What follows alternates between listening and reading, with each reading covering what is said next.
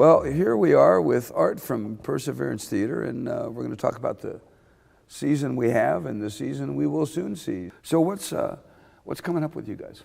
So there's 6 plays next season. 6 plays? Yeah, 6 plays total. And in order, we're opening with a play called Annapurna, which is sort of a Sam Shepard-esque story of a cowboy poet and his estranged wife who shows up on his doorstep unexpectedly. It's a two-hander? Two-hander. Huh. And then Shakespeare's Othello, a classic play about oh my gosh. vengeance.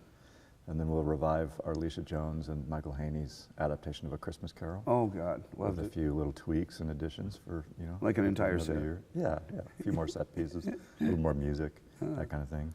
And then the world premiere is a local Anchorage playwright, Vera Starbard's play, Our Voices Will Be Heard, which is a really powerful, beautiful, fictionalized account of surviving abuse and what happens when a mother and a daughter take action to end that cycle of violence in a family. It's really extraordinary work. Yeah. She's a tremendous writer. She's very talented. If you know First Alaskans magazine, a lot of that's her work. Yeah. She's fabulous. Anchorage Press as well. Yeah, I directed one of her one-minute plays. One of her one-minute plays. And then I didn't act in her play, but Irene Bedard, when she flew up, we did the the short native play festival here. Yeah, I was very impressed with her work. That's I'm looking forward to that. Yeah. It'll be good. The writing is really, really strong, and there's a great group of indigenous artists that are working on it. We have a Tlingit composer to create sound and music for it, and who's experienced in that area, and a visual artist to work with the design team on imagery that comes out of the culture that is authentic and real, and how to tell the story through the imagery. So that's really exciting. That is exciting. Yeah. It is contemporary? Mm-hmm. Well, it's set in sort of the turn of the 20th century, but inspired by more recent events. Okay. So she took it out of took it into a different period in a different place. Yeah, but she's one to watch. I'm looking definitely forward to that. Yeah. Yeah, this play has been heard at the the Alaska Native Heritage Center here, and at Native Voices at the Autry, which is a national theater company for indigenous writers, and at Perseverance Theater in Juneau, and then at Lark Play Development Center in New York. So it's had a nice path, and each time the writing's been praised, and production is where it needs to go next. So the original music, is that going to be on a track, or is there actually some live music? I don't think we've determined that yet, but Ed Littlefield is the designer and composer's name. He has a group called the Native Jazz Quartet. Which is I don't know about that. Fantastic. You know, he's raised in Sitka, speaks the language. Just one of a younger generation of Native artists who really are very talented and very hardworking. And he's done a number of projects for Perseverance before, so he's an experienced Tlingit sound designer composer. Wow. If he hadn't existed, we would have had to invent him for this. That's true, yeah. So he's a keyboardist, pianist? He's trained as a percussionist. Oh, really? But he also plays some brass, and he's one of those composers who can work on any instrument. Yeah. But, his primary instrument is percussion. Oh, I'll be darned. Yeah. Wow. Well, I look forward to that. That'll be good. What else? Now, you've got 6 plays this year. There's 2 more. So in April, we have a play called The Vibrator Play, or In the Next Room, by Sarah Rule, who's a very hot playwright of the 21st century. She's fairly young. Yep. She's won a number of awards. And this particular play is one of her sort of mid-career plays, I guess, sort of middle of her current canon. She's got many more plays to write, I'm sure. And it's a comedy about the relationship between the Victorian doctor at the dawn of electricity who invents the electric vibrator and his wife, and then all the other women in his life too. And this guy is pretty sure that the vibrator is a medical device. Oh, okay. But what happens, and the humor in the play comes out of what happens when his wife and then the nurse that works in his clinic and the patients that he treats start asking about, are there any other uses for this thing, and would it be okay if we used it without your supervision, and questions like that. I'm guessing it's a comedy. It's very, very funny. It's very funny. And the comedy comes in the fact that he never really understands why they're asking these questions. Oh, God, okay. He just never quite gets it. And their relationship is a little bit stretched at the beginning of the play, and by the end they come back together, and it's a very redemptive story. But So this naive doctor is like in no danger of writing the pre-Kinsey report. No, he doesn't seem to have any idea. That's fine. He gives you very scientific explanations of how it works. Yeah. And of course, why it needs to be done with supervision and used very carefully. Oh my gosh, yeah, I can just see the patients rolling their eyes. Come on, just get out of here and get this thing home. Yeah, Sarah Rule uses the word paroxysm. Paroxysm. With great poetic effect. Yeah.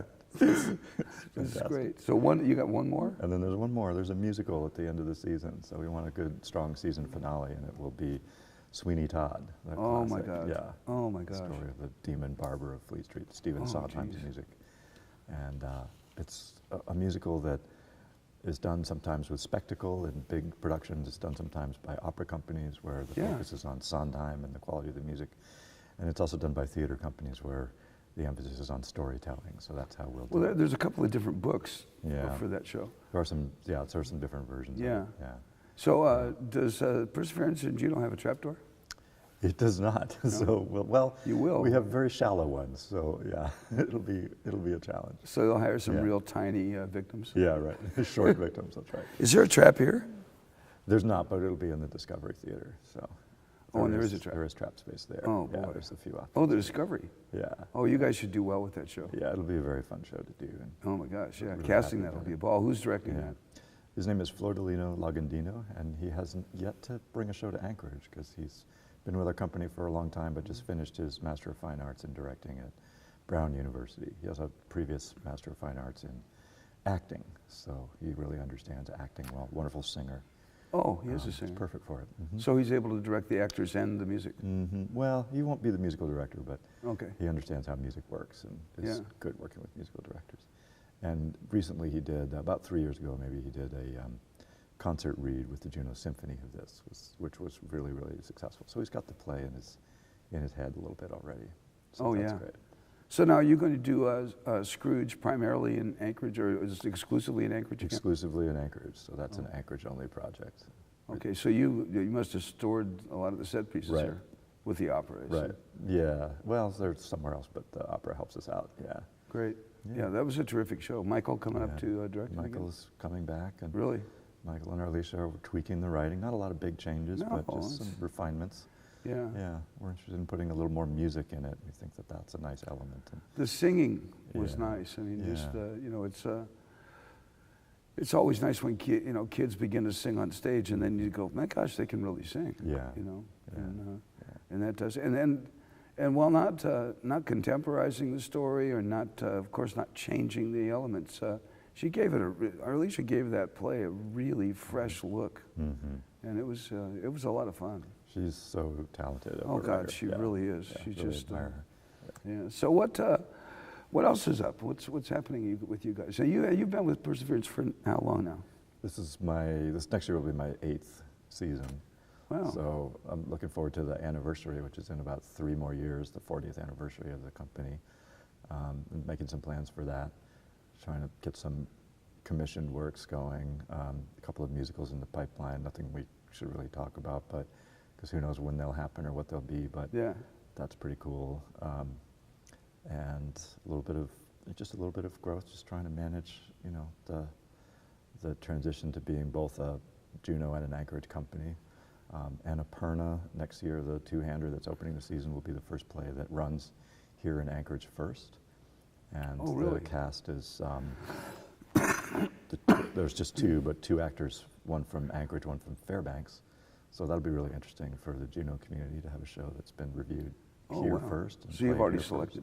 Yeah, they're already cast, 2 great actors. Who's directing that? I am. Yeah, oh, cool. It's my project. Cool. And then the designers are all from Anchorage, so it's a very Anchorage-invested project. I'm happy about that. Oh, that'll be fun. Yeah. So get it all done here, and quite the reverse, take it right back to Juno. Yeah, and see what that's like. Yeah. Well, this is great. You've been real fun to have hanging around since you took over this thing. It's so much fun. Oh man, yeah. Well, Art, the idea of bringing it to Juno or bringing it to Anchorage and sharing the shows was